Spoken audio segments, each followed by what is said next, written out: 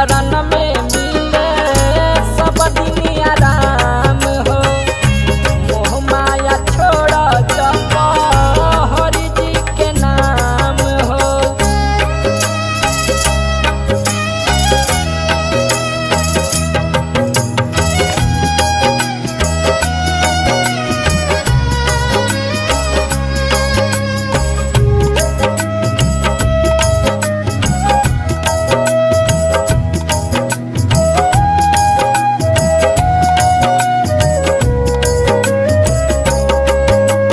जीवन के हर सांस पौन के पल पल बा अधिकार हो।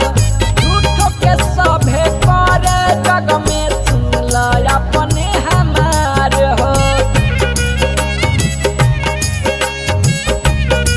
ए भैया जीवन के हर सांस पौन के पल पल बा अधिकार हो।